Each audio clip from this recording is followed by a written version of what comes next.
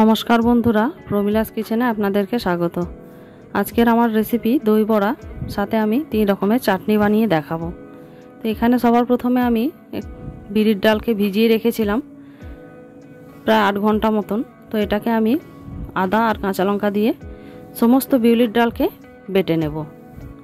एखाने आमार सब डाल बाटा हये गेछे। एरपरे आमी एखाने परिमाण मतो नुन दिए खूब भालो करे फेटिए नेब। खूब भालो करे फेटानो हये गेले आमी एकटा बाटीते एटा चेक करे देखे नेब जे एटा ठीकठाक फेटानो हयेछे किना। देखुन एखाने एकटा बाटीते जल नियेछि, जलेर उपरे एइभाবে एकटी बड़ार आकारे फेले दिले बड़ाटी भेसे उठबे, ताहलेई बुझते होबे एटा हये गेछे। एरपरे कड़ाइये तेल दिए आमी बड़ार आकारे एगुलोके भेजे नेब। এই বড়াগুলোকে আমি উল্টে পাল্টে খুব ভালো করে ভেজে নেব। তো খুব লাল লাল করে ভাজবো না, ওই জাস্ট একটু কালার চলে আসলেই আমি এগুলোকে তুলে নেব। এভাবে সমস্ত বড়াগুলোকে আমি ভেজে নেব।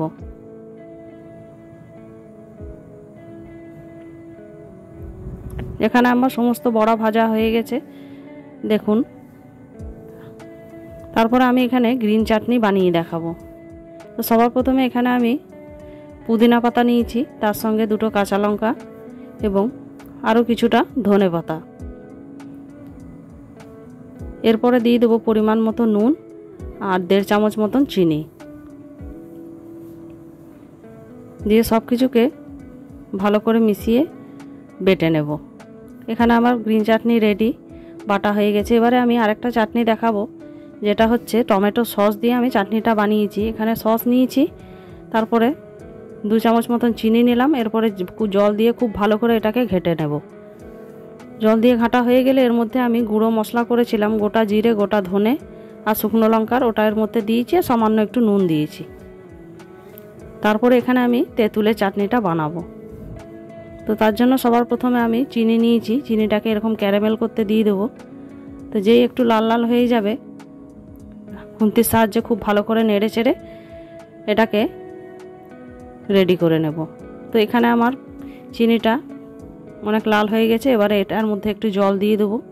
জলটা দিয়ে খুব ভালো করে নাড়াচাড়া করে নেব এবং জলটা ফুটে উঠলেই আমি 10 থেকে 12টা তেঁতুল নিয়েছিলাম, জলে ভিজিয়ে রেখেছিলাম, সেই কাতটা বার করে নিয়ে জলটার মধ্যে দিয়ে দিলাম এবং দিয়ে দিলাম একটু লঙ্কার গুঁড়ো। আমি কাশ্মীরি লাল লঙ্কার গুঁড়ো দিয়েছি। এবারে এটা ফুটে উঠলে এটাকে ঘন করে আমি নামিয়ে নেব। দেখুন এটা জলটা পুরোটা মরে গেছে। এবারে তেঁতুলের চাটনিটাও আমার রেডি হয়ে গেল। এবারে এখানে আমি দইটা রেডি করব। তো তার জন্য এখানে আমি নিয়েছি 600 গ্রাম মতন টক দই। তো এখানে আমি 4 চামচ মতন চিনি মিশিয়ে দেব।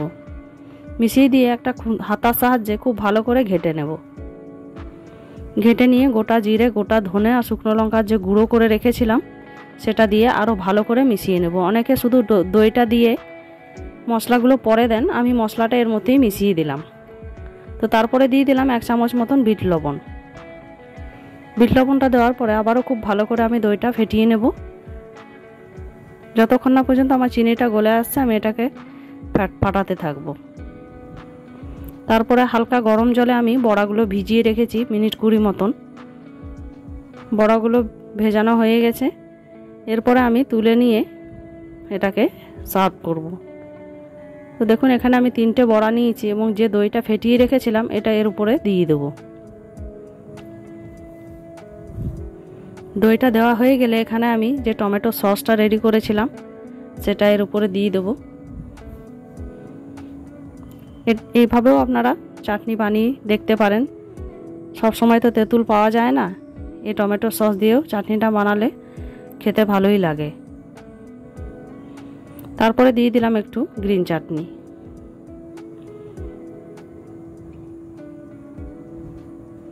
গ্রিন চাটনিটা দেওয়ার পরে মোটামুটি দেখতে বেশ ভালোই লাগছে। এবারে আমি দিয়ে দেবো ঝুরি ভাজা।